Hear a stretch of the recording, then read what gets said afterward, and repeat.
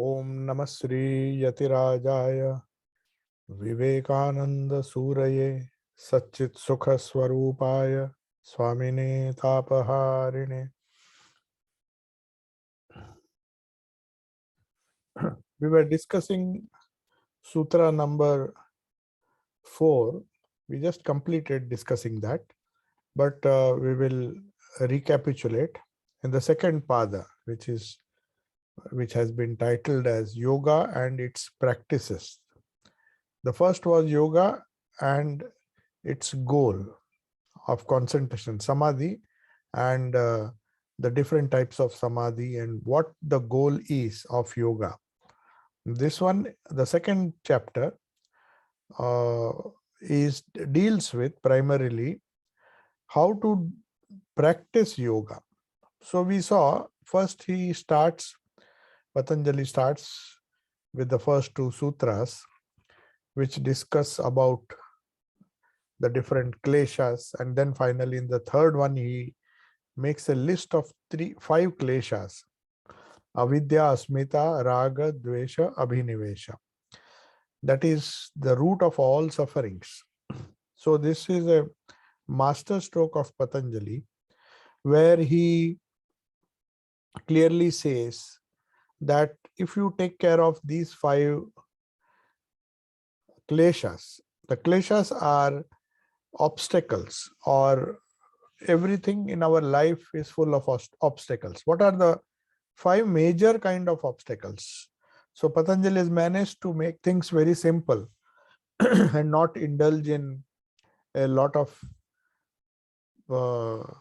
terminology like we use in modern psychology. So many complexes, bipolar disorder, and this thing and that thing, AD, ADHD. There are so many hundreds of names invented, and that just confuses people. So here, being a master psychologist, Patanjali tries to analyze human suffering and says the obstacles, or at least the causes of the causes of man's sufferings, which are known as obstacles or kleshas, are ignorance, egoism, attachment, aversion, and desire to cling to life. Avidya is the primary klesha, and asmita, that is ego, attachment, raga, aversion, dvesha, and the desire to cling to life. So, in other words, Patanjali has made psychology very simple, not only accessible, but very simple. And the terminology that he uses, it is very important to understand what the implications are. So, as human beings, our main goal is to get rid of suffering, dukkha nivarana, parama sukha prapti, and dukkha nivrutti, or any type of suffering. Even Buddhism believes in that. In that way, Buddhism has a lot of things in common with Patanjali's yoga system. Anyway, Buddha used to say that the root cause of all suffering is desire. But here is more, that is of course a simplistic way of saying that. But here, Patanjali gives 5 root causes which are known as kleshas. And then they are in 4 different forms that we discussed in the sutra number 3 and 4. So let us recapitulate what we said last time very quickly. So that, because this is very important, unless we understand the concept of kleshas, then klesha nivarana, or to remove these obstacles, we will not understand the process, how to do it. So avidya is the first, ignorance. As Vedanta says, it is because of ignorance. Of course, Vedanta goes a step ahead. It ignores all the other things. They have their own moral system of ethics, Vedanta, but they give a lot of importance to avidya. Whereas here, though Patanjali admits that avidya is the root cause of all the other kleshas, he gives a lot of importance to those other four also. So we have to deal with all of them. Then after avidya, immediately following avidya is our ego. So because of ignorance, we think we are limited, we think we are so small, we have all our complexes because of our ego. So Vedanta is very clear about it. He says if you get rid of the ego somehow or merge it with the supreme ego, if you follow the Vishishtha Dvaita and the Dvaita system, then the solution is to merge your small ego with the Lord's ego, the universal ego. Or if you believe in the Advaita system, which does not accept or doesn't feel that there is a need to accept a personal God, they will say just merge your smaller self, Jivatma, with the Paramatma. And once it happens, once the Supreme Self is realized within, then ignorance goes and knowledge shines in all its glory. But that is not as simple as it appears. So that's why we have a yoga, which is the theoretical background may be Advaita, because here also, though it accepts the difference between Advaita and the Sankhya system is, it accepts two realities. Prakriti, which is as real as Purusha, but the goal is to find our way out of Prakriti and merge with the Purusha. So that is the basic difference. But whereas there they say that we don't even need to bother about Prakriti because it is Maya, and once ignorance goes, the hold of Prakriti loosens and you are free. No doubt both systems are perfect, but it depends on what stage of evolution, spiritual evolution you are or one is. So we coming back to this five kleshas. For some reason, but compared to modern Western psychology, has made it very easy. You just have to deal with these five kleshas, out of which avidya is the mother of all. It gives rise to asmita. Asmita, because of ignorance, that egoism comes, and because of egoism, again, there are two diversions: attachment and aversion. So you can classify all our experiences into things that you like and things that you don't like. It's a very logical way to approach life. In our whole life, we are always making choices, accepting things that we like, rejecting things that we don't like. Right from childhood, that is what is taught. And if you pamper a child, he will have more dislikes and he will not learn to adjust. But a wise parent or parents will decide or to train the child in such a way that he doesn't dislike anything, nor is he attached to anything. So he does. We should remember one thing: accepting everything, liking everything, and being attached to everything is also not good. So attachment, raga, and dvesha are equally harmful. So one has to be a sthita prajna, where all the pairs of opposites, raga comes to you, okay, you accept it. Dvesha, the causes of dvesha means it is a reaction, actually it is a klesha. So the reaction comes later, but there are certain things uh, which reproduce a reaction in the form of dvesha. You don't like a person, you don't like a thing, you don't like something, you try to avoid it. That is dvesha. And if you avoid it out of dvesha, then it becomes a klesha. So, or you get attracted to it through raga or anuraga, raga it is as it is known here, then you get attached to it. So both are equally harmful. We'll come to that later. But then finally, the fifth klesha is very important. Though they have given it at the end, it is one of the most important connected with our egoism. That is asmita, that is abhinivesha, the desire to cling to life. That is the most proper translation, the desire to cling to life. Or you may say fear of death, physical death. So these are the root causes. That is why Swamiji, in most of his lectures, he says fear is the root cause of all our misery and sin. Sin means actually in Vedanta, sin means misery. Man does not commit sin out of choice.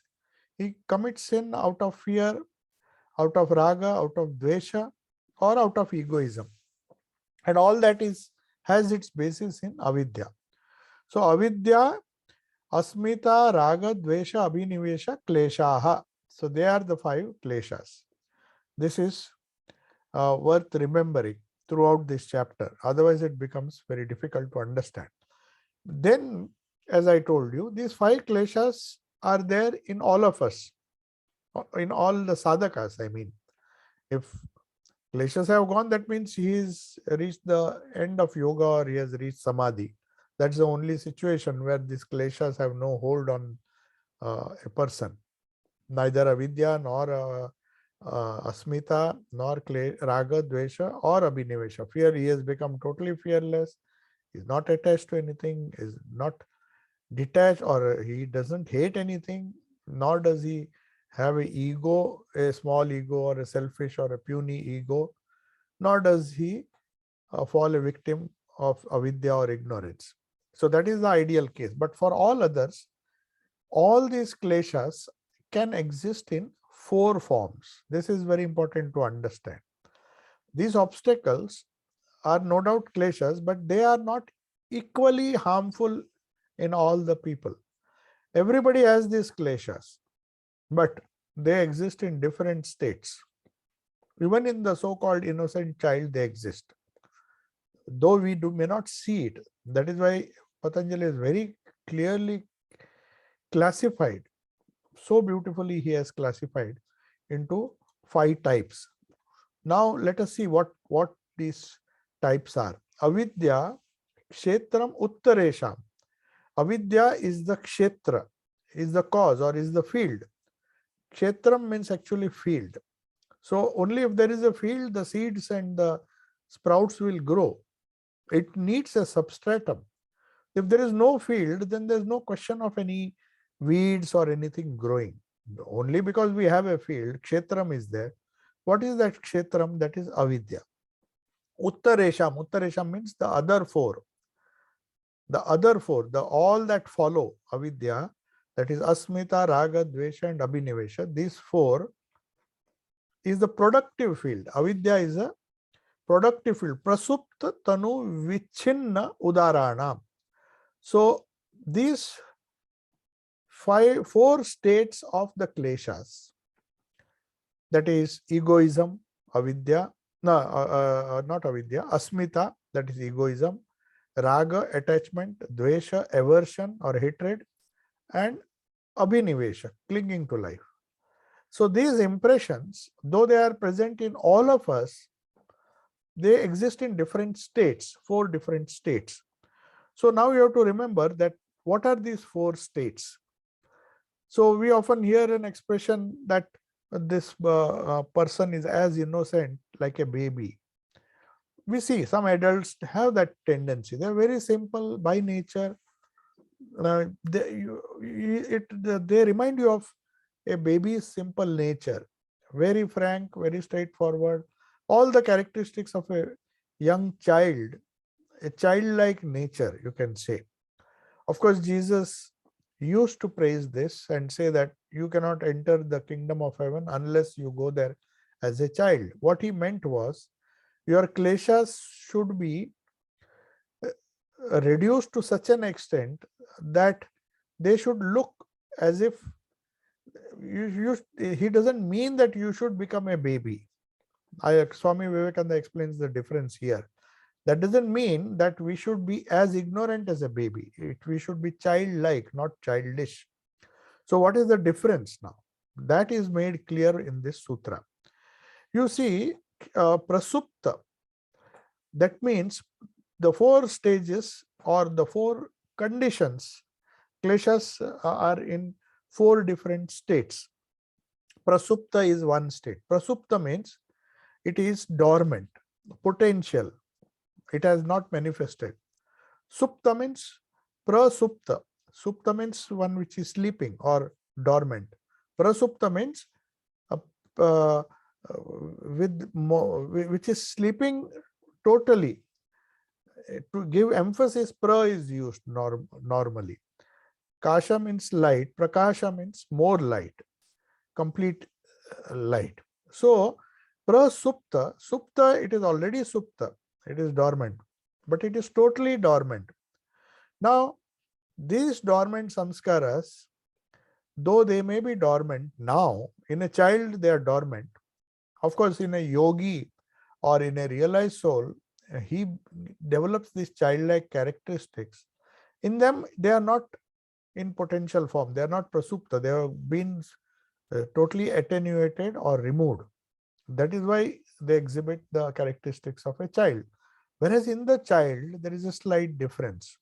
A really childish person or a child who is physically a child, he can attain to a state of a demon or a evil person or a saintly person, depending on how much of potential or prasupta samskaras are there.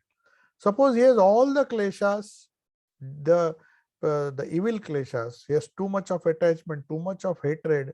He's a man, he will grow up to be a person, the child will grow up to be a person of intense likes and dislikes. If he has too much of raga and dvesha, and for by some reason he has lot of prasupta samskaras, that is of abhinivesha, clinging to life. Now this normally is found in people who sometimes out of disgust try to commit suicide, and they somehow survive. They have an intention, because of some disgust they just thought the easiest ways to end up their physical existence. They don't know that suffering will not end that way. Such people might be born, now this is just one example I'm giving you, that they may be born with a lot of prasupta samskaras of abhinivesha. Abhinivesha means clinging to life. Towards the end of their life, these samskaras were very predominant in their mind. They did not want to die. They have committed this step, but somehow they realized in the process, these things, many people have observed, those who have come back or somehow survived. If they unfortunately die, they will carry it to their next life. That is what Vedanta believes. So that fear, that clinging to life, somehow he has that intense desire to live. In the first place, he did not want to commit suicide, but circumstances drew him to that. And in the process, he suddenly found that what have I done? In a fit of indecision, I've just taken a wrong decision. And then he desperately, consciously or unconsciously, that soul tries to live. Because the clinging to life is so firm, so predominant in that person, in every person, that prasupta samskara, if it is there. That is why we discussed a lot about Sri Ramakrishna when he said, when realized people put an end to their life, like Totapuri wanted to do after realization, he doesn't have any prasupta samskara of abhinivesha. So he can just give up because all his kleshas have been destroyed. In such rare cases, our Shastras permit the giving up of life. In fact, in Jains, there is a tradition where they perform a ritual known as Santhara. Especially the aged Jains, they just lie on the bed. It is permitted in Jainism. In nowadays, of course, it is legally not permitted, but they are permitted to slowly stop their food, then water, and then slowly, because when they are on their deathbed, when they have lived their life, they have a right to take a decision. So hopefully the person who performs that doesn't have any inclination to live. That samskara abhinivesha has totally gone, all the other kleshas. For such yogis, this ritual was prescribed, perhaps. But now it has been misused. Some people out of disgust. So that is not the correct attitude. Certain realized souls, when they understood that they have achieved the goal of life, the state of yoga they wanted, and then they slowly allow their body to disintegrate, because the ego is not there anymore. Why should they live? It is like a Jivan Mukta. He doesn't care whether he lives or dies. He has no attachment, abhinivesha. So that is the idea, that these prasupta samskaras, if they are there, then no matter how ignorant or how innocent, not ignorant, how innocent that child looks or anybody looks or behaves, still they are in a dormant prasupta state and they can come out anytime. So the child may, who was in very innocent once upon a time, one day may grow up to be a very evil person, because all his raga and dvesha were in a very dormant state. Not only abhinivesha, but all the others, kleshas. So in yogi, next comes, Swamiji discusses the category of tanu. Prasupta, tanu, vichinna and udara. These are the four states in which our samskaras or our kleshas are intimately connected with our samskaras. What we mean by samskaras are actions colored by these kleshas. Colored in the sense they have the property, different raga, dvesha, all the actions which we have done based on raga, dvesha, abhinivesha, and also asmita, because of our ego, we do some stupid actions. Those things become samskaras. So kleshas, to root out kleshas means to destroy the samskaras or to make it tanu. Tanu means to make it very fine or powerless. So how to make it powerless? In a yogi, these samskaras which are left by our past actions, when the yogi realizes these are impediments, this raga, this anger, this dvesha, anger because of unfulfilled desire, these are all obstacles. And if he tries to reduce it, then he is actually following a process which we'll discuss in great detail in the future, that is known as tanukarana. Tanukarana means attenuated. Somehow we go on reducing it till they are practically insignificant or non-existent. So all our asmita, ego, then raga, dvesha and abhinivesha, these four samskaras. Of course, avidya is also there. So ignorance also gets attenuated, because if you take care of the four which are dependent on avidya, automatically the avidya also progressively gets attenuated. So that is the second. They do not allow these samskaras, though they are in very tiny seed form. They are powerless. They are not like prasupta. Prasupta are very strong seeds. They can sprout anytime. You get at any time they get water. Anytime the child is exposed to bad influences, his seeds which were there already there, though he looked very ignorant, when everything was fine, he looked very ignorant. But unfortunately, we say he has fallen into bad company. The child has fallen into bad company. It's not the bad company alone. It is the dormant or the prasupta kleshas or samskaras which are there in that child. They get an opportunity, that's all. Of course, 50% is done by the environment, nature, 50% is done by nurture. So when you nurture, when you say how the nature of a child will, how will a child behave when it grows up, you have to say 50-50. In our hand, we have 50%. We have nature in our hand, nature in the sense, the nature of the child, the samskaras, but how you nurture him, what kind of environment you give, that will contribute 50%. You give him a good environment, then the nature also will change. But it is not true that only nurture will help him. Only providing a wonderful environment, he may get it. As long as he is in that environment, he will behave wonderfully well. But the moment you see these children, they go out in the open, when they are exposed to all sorts of, the nurturing is stopped. Your parents can't expect a child to be nurtured that's why sometimes many parents complain that how did this happen? My child was so nice. He was no doubt because you had taken precautions.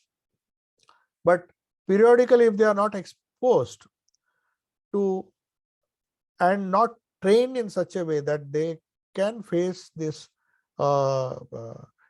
evil atmosphere, or maybe atmosphere which is not conducive, if they are overprotected, then also there is an harm.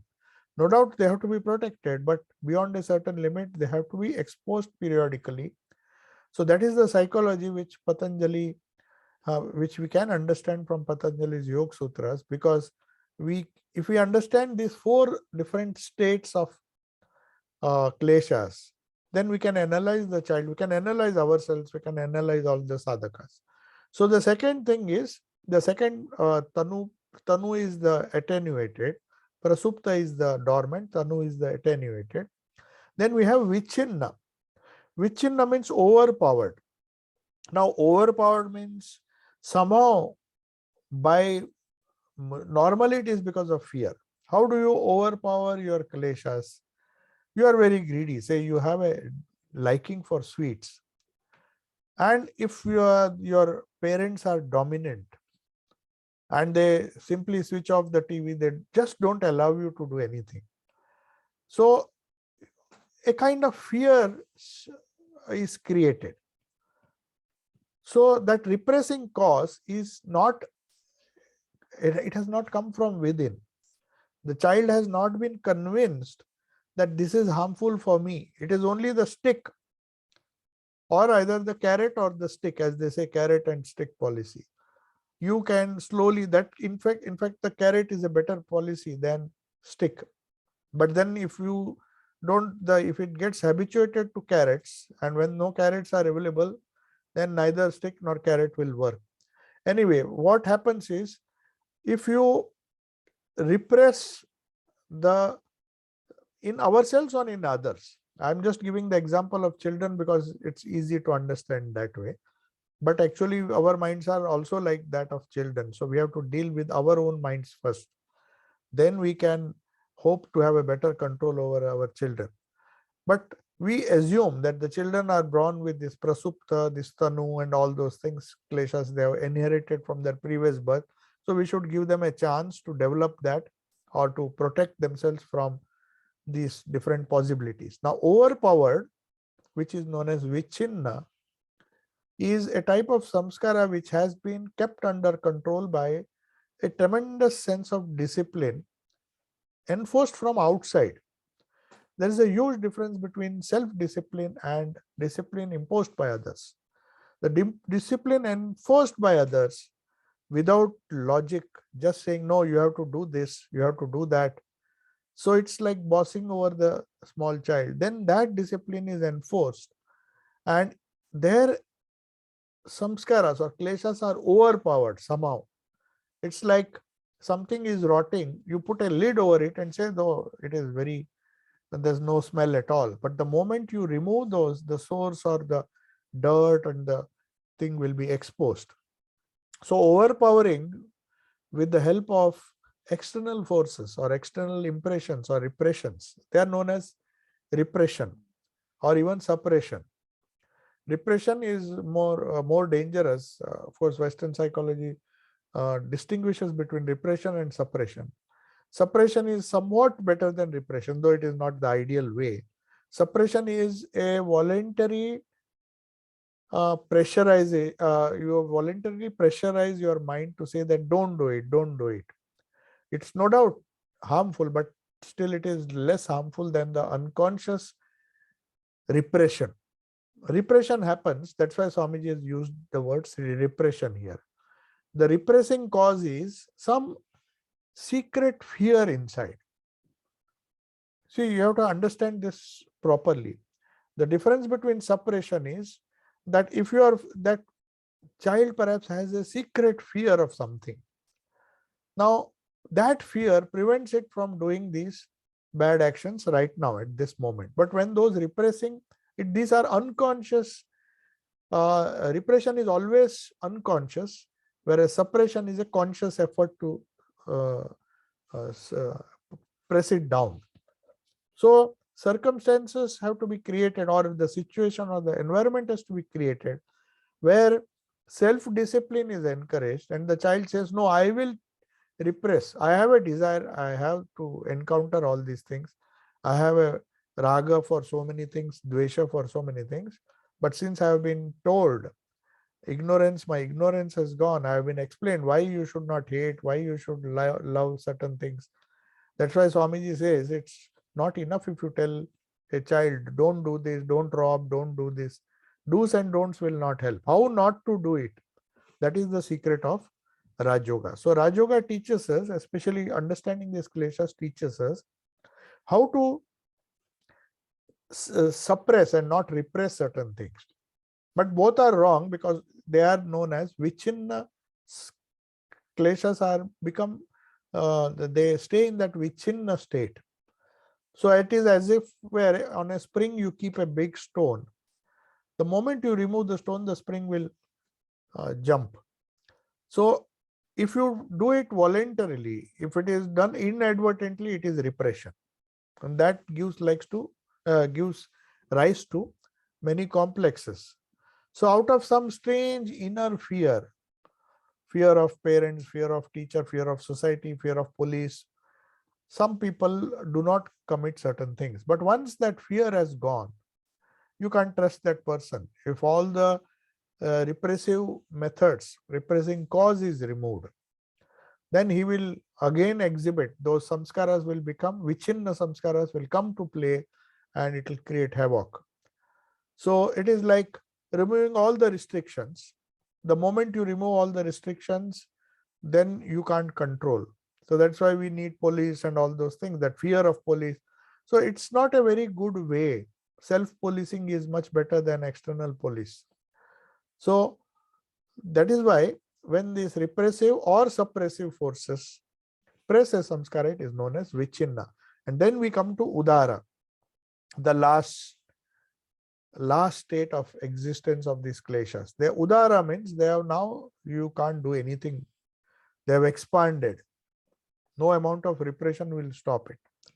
And normally in young people or children, that pampering that we do results in this kind of udara samskara.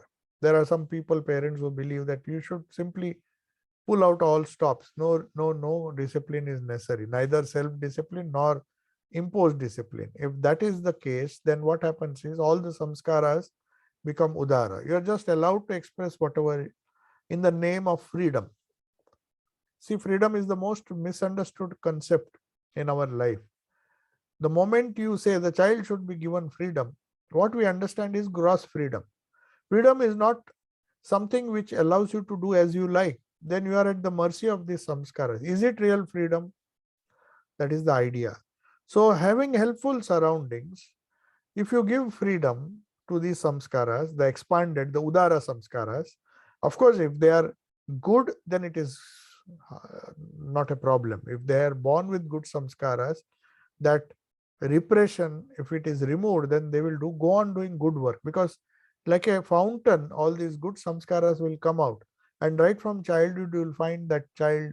So it's not necessary to not allow these udara sanskaras to become udara, because in that state, if they are expanded, if they are bad, then it can create havoc in that person. But if it is good, even then it has to be regulated. So yoga is not about good or bad. It is to transcend both good and bad, because raga can be equally harmful as dvesha. This is something which people don't understand. They think, what is there? As long my child does not hate anything, he takes everything. Because perhaps he is greedy, who knows? He doesn't have a dislike, he doesn't have a choice. He has so much of raga towards everything material or gross, that he will accept everything. He will accumulate everything even if it doesn't want. These things are observed in day-to-day life. You don't need a thing, but you just keep on collecting those because you have a raga towards that. So it is not always true that the udara samskaras of evil are to be avoided. Good in the sense, if it takes you those samskaras which, if they have an intense desire to be free, that is not raga. That is also a attachment. But attachments which help you to detach from lower things and get attached to higher things should be encouraged. So that is why udara samskara also has to be carefully handled. Udara is not always good. So this is now we will come to the fifth. Actually, this recapitulation was necessary, because unless we understand the first four, it is difficult. And we discussed the fifth also briefly, we just read. So I'll just repeat it. But now we have a very good idea, though we had to repeat certain things. Anitya, Ashuchi, Dukkha, Anatmasu. Anatmasu means Anitya, non-eternal. Ashuchi, that is impure. Suppose there are non-eternal things in front of you. There are impure things. Impure means, I explained it last time, but I still will explain. Try to understand what impure means, because impure and pure, for a person eating vegetarian food may be pure and non-vegetarian may be impure. For the other, it may be different. Nothing may happen. It's not a question of the purity and impurity is not just a physical thing. It is also mental. It is also spiritual. Anything that takes you towards more and more subtle is pure. So by eating meat, that's why Thakur said, by eating meat, if he gives up many attachments to other things and he becomes less worldly, it doesn't really matter. Meat eating is a small part of our gross food. Anyway, we will be eating something else we'll eat. If we don't eat meat, we'll eat either vegetables, which is also a living thing. So we are consuming, we have to consume food because it is the gross thing which helps our Annamaya Kosha. But that is not important. The idea is to go beyond the Annamaya Kosha. That is why Ahara, Swami Vivekananda did not believe that Ahara just means physical food that we take. What are the mental thoughts that we allow to be exposed to? So what sorts of impressions come? So there are, at three levels you have to fight this. At the gross level, there are certain non-eternal things. Most of the gross things are non-eternal. Some are a little more, they last a little more. Some are temporary. For example, certain food and other things, they may be very nutritious, so they will give you some prana, some energy for a long time. And some may be just junk food.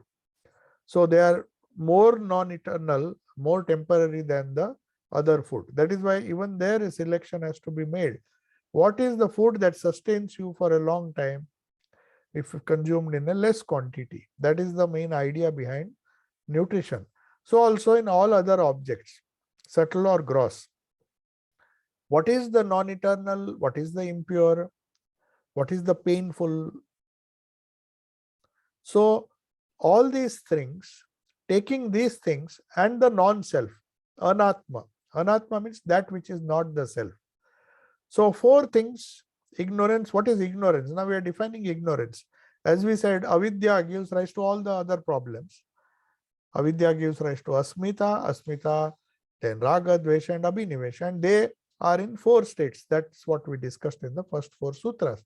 The fifth sutra says that now defines each one of these klesha, beginning with avidya. What is avidya? What is asmita? What is raga? What is dvesha? And what is abhinivesha? And how to, later on we'll find out how to deal with them. But first we have to define them, isn't it? So ignorance, avidya, in a very beautiful sutra, he says, what is ignorance? Ignorance is not lack of knowledge of a particular subject. You may say he is ignorant of mathematics, but that is not what is meant here. So all different impressions, samskaras, or our, you can say, kleshas, have their one source, ignorance. So first you have to learn what ignorance is. So all of us think that I am the body and not the self. That is the primary ignorance which Vedanta speaks of. That being the supreme self, pure consciousness, Sat Chit Ananda, we think that we are, I am the body, I am the mind, I am the powerless, I am full of fear, I am full of raga, dvesha, and all sorts of things. But it comes primarily because we think we are the body. So when we think of man or a person, we see a man as body. And according to Swamiji, that is a great delusion. So in general, this sutra says, taking the non-eternal, that is anitya. Anitya, you have to remember that which is not permanent or not eternal, that is non-eternal, not wrong or not false. Anitya doesn't means false. The world is false. Some people translate it very loosely. Oh, this world is anitya, and anitya is equal to false. No, world is not false. It is non-eternal. So it's better to use the word eternal for nitya and anitya for non-eternal. Now, trying to take the non-eternal, anitya, ashuchi, dukkha, anatma. Dukkha and anatma, the painful. Dukkha means here it means the painful, not the pain we feel. So there are some things which are painful because it is impure, and also because it is non-eternal, and because it is the non-self. So taking these four things for the pure, thinking that the impure thing which you possess is pure and it is desirable. Thinking that then the happy, that is dukkha, taking suchi, sukha, atma, khyatihi, avidya. So thinking the non-eternal, the impure, the painful, and the non-self for the eternal, thinking the anitya is nitya, that is one mistake. Thinking the impure is pure, and thinking that what I'm doing is conducive to my purity. Then thinking the unhappy to be happy. Now this may be debated, because how can unhappy become happy? How can we confuse unhappiness to be happiness? So it is in a hidden way. See, for example, we go on eating certain things. It is going to cause us unhappiness after some time. But we think it is happiness, and we go on gobbling those things. And a time will come when it really gives you pain. So there is hidden pain in what we do, and knowing fully well the hidden pain, it is like the camel's example we discussed last time in our Great Master, or in our Gospel and Great Master class, that Thakur gives some wonderful imageries. It is very easy to tell that don't get attached to the world. But if he gives this example, though he had not seen a desert, but he definitely knew that camels eat thorny bushes. They don't get green leaves. Though their skin and the tongue has a very thick skin, but if it is very thorny and the camel is very hungry, it is going to eat those bushes because it has to satisfy its hunger. Even if it bleeds, it definitely bleeds. That's why camel's mouth is normally full of blood, and that blood goes inside. Of course, it is regenerated, but it's not a good way to eat things.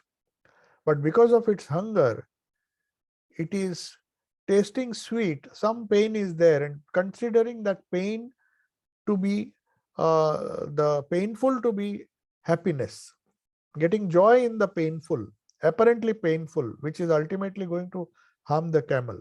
That is what this sutra means. And finally, considering the non-self, anatma, that which is not the atma. All other things other than which are part of Prakriti, however gross or subtle they may be, they are all anatma. And now considering Prakriti to be Purusha or anatma to be the Atman, and making that mistake is avidya. So avidya, this is the great delusion. And Swamiji says it all boils down to the body. Because when we say I am the body, then all these problems come. All these attachments, raga, dvesh, and for whom? For the pure Atman, pure consciousness, there is no attachment, no detachment. Because everything is he. There is nothing pure, nothing impure, nothing to be liked, nothing to be hated. So that is a state of a Jivan Mukta where he merges his avidya, that ignorance goes away, and he merges his small self with the Supreme Self. Then it is all joy. Then there's no question of ignoring. But as long as you have the body or the sense of the body or a deep sense or attachment to the body, then these problems slowly come. That is why they say from avidya is born all the other four kleshas. So this is sutra number 5. And then we will come to sutra number 6, which defines egoism. So egoism is defined. Let us see what the whole sutra is. The fifth sutra.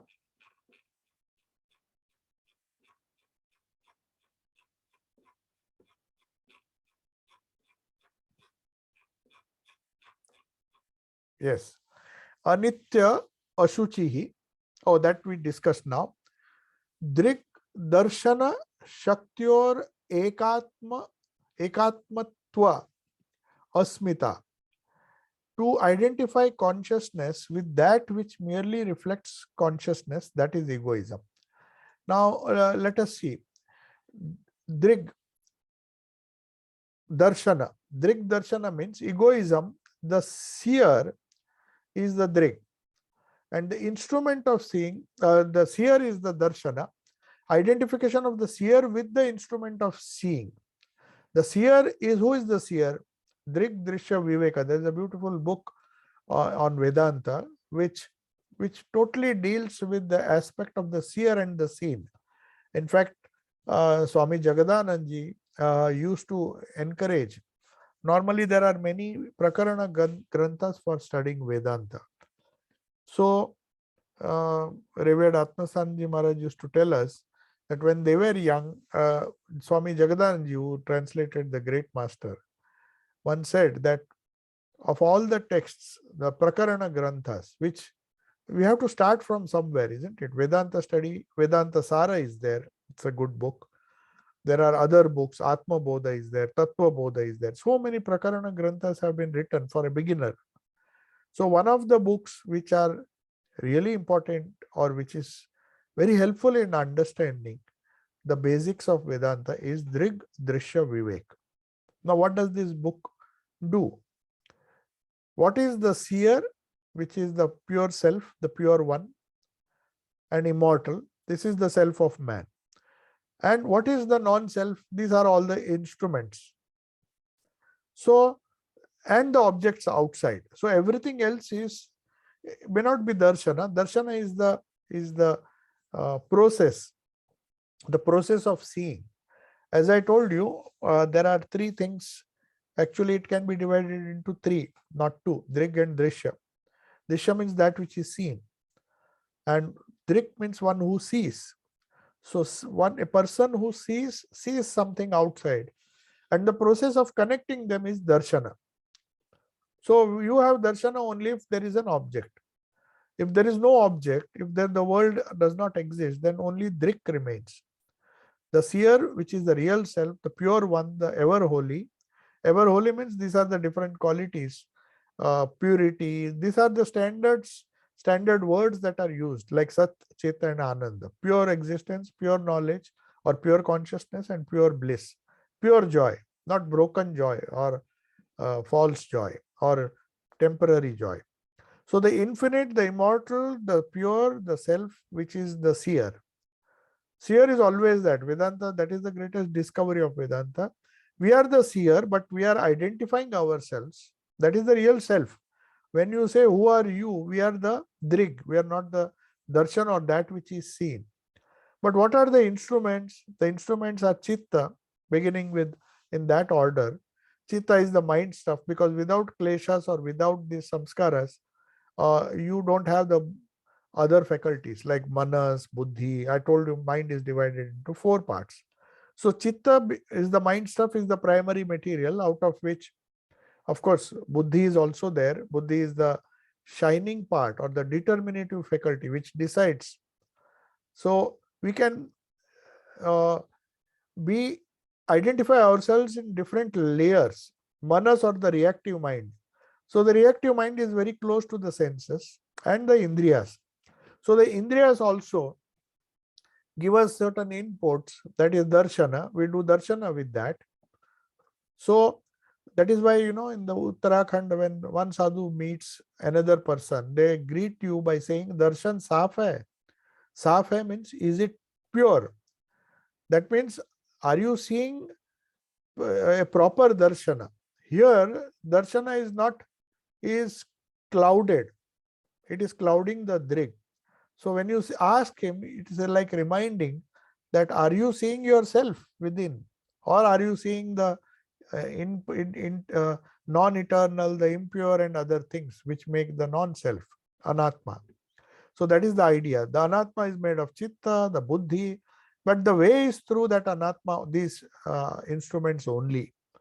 So it is like reversing our focus. It was focused outside, the same light is turned inward, and then we progressively leave all these manas and indriyas. First we withdraw from the indriyas, we do pratyahara, come away from the indriyas, then focus, then the mind has to be controlled, then we control the buddhi. Buddhi is refined, and then finally the chitta is purified by klesha tanukarana, by removing these kleshas. And then we identify these are the instruments for a person to see the external world, and identification of the self with these instruments.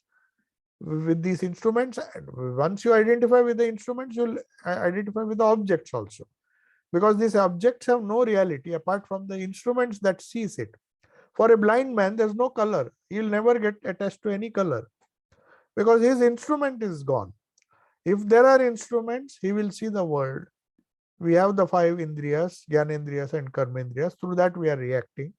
So instead of saying don't get attached to the outside things, confusing the instruments with the seer, the darshana, that is these instruments, and identifying them with the pure self is called ignorance of egoism. That is how the ego comes. So we first defined what avidya is. Now we are defining what asmita is. So asmita says that ego, that I am the mind. In a subtle way, you may not think you are the body, but still that ego is there. I am a good person, I am a strong person, I am mind, I am thought, I am angry, I am happy. So how many times we give so much importance to what happens to me. If I am angry, I want everybody else to be destroyed. Whatever causes anger should be destroyed. That is because of ego. So anger causes problems because of that. How can we be angry? How can we hate? We should, if we identify with the darshana, with the instruments, then avidya will, then asmita will come. But if I identify with the self, that cannot change. If it is unchangeable, then how can it be happy one moment and unhappy another moment? Because it is formless. Everywhere it is present.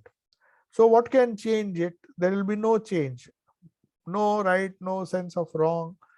We cannot be happy in one moment. Only if we are focusing on the external things, focusing on our experiences, which are changing. Good things come, bad things come, temporary things come, temporary things go. That causes unhappiness, not identifying with the thing that doesn't change. So if nothing can change it, then it goes beyond law. Law is something which is rhythm in Prakriti. Law is necessary to keep an order. As long as we are dealing with the gross and the Prakriti, a law has to be followed. Otherwise, we will be destroyed in the physical sense. But if once we identified, then nothing, we go beyond the law. We do not become outlaws.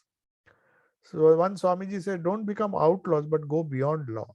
Outlaws means they want to break the law and use it to their advantage. So nothing will affect it. Nothing in the universe, gross universe, will affect it. Yet through ignorance, we somehow, this identification with the mind stuff or the body, that results in the feeling of pleasure or pain. And then we will come to the other things, but I think we are running out of time. So we will see there are a few questions in the chat. Let me answer it. There is some time. Next is Sukhanushayi Raga. What is Raga? Attachment is that which dwells on pleasure. It will require a lot of explanation. It's a simple sutra, the seventh one. So we'll close with the sixth. Sukhanushayi Raga. That which helps us to dwell on a temporary pleasure, and the mind like a current flows towards it, is known as Raga.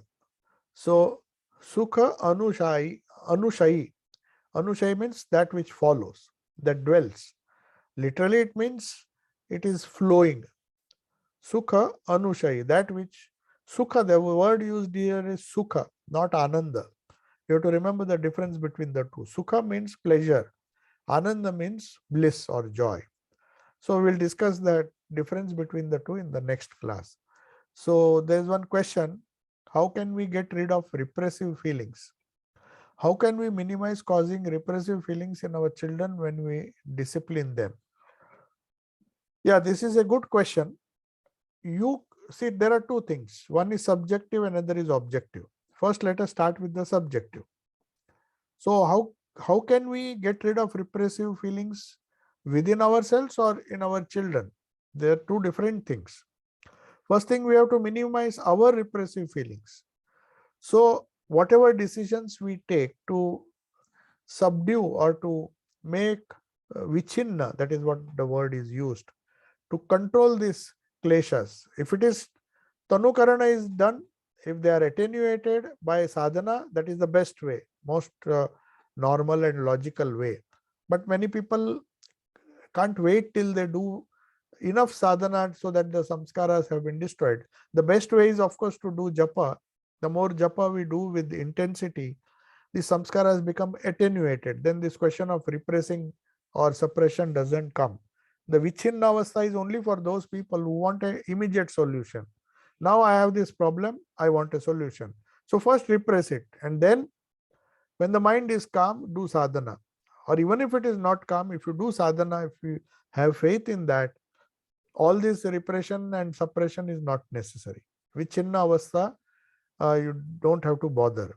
You can directly go, and if the tanukaran is there, then there is nothing to repress because the samskaras are become harmless. Now, how can we minimize? Now this is the subjective. In objective, of course, if you are dealing with your child, when you are trying to discipline them, then the idea of discipline has to be understood. It should not, for a moment, if the child thinks that my father or that fear of father or mother trying to discipline them is inculcated, then it is harmful. So then it will cause repression. Every time the child will be afraid of the stick, or even if you use the carrot policy, or you do this, then I will do that. There's so many times, we don't feel like scolding them or disciplining them with the stick. Then we use other methods. Okay, you do this, but that is also equally harmful, because if you give me this, I will not do that. That is a kind of repression. And if it appears like suppression, you try to suppress the child's tendencies, but in the long run, it becomes a repression. So the child will always expect, even when it grows up, that it will get carrots for if it disciplines himself or herself.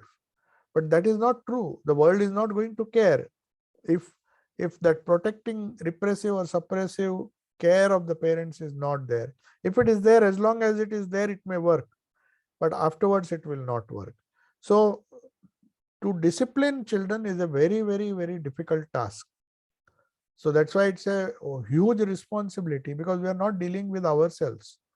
You can experiment with yourselves, repressing your own, doing yoga for yourself. That is why people emphasize so much on being single. The reason is that they already have a responsibility of handling their own samskaras. And on top of that, if you have to handle samskaras of few people who are also connected to you intimately, then it becomes a difficult task, because it is that's why subjective repression or subjective handling of kleshas is much more easy. And Swamiji says, if you do that, automatically, indirectly, seeing your example, the people around you, they may not be your children, they may be your colleagues, they may be anybody around you, they will get inspiration and they will do this discipline themselves. That is the most natural way. That is why in Inspired Talk, Swamiji says, try to manifest the divinity within, and everything else will be harmoniously arranged around it. That is the best way. So if you go with the intention of disciplining them, then sometimes it may be necessary as a temporary measure, but one should not resort to that.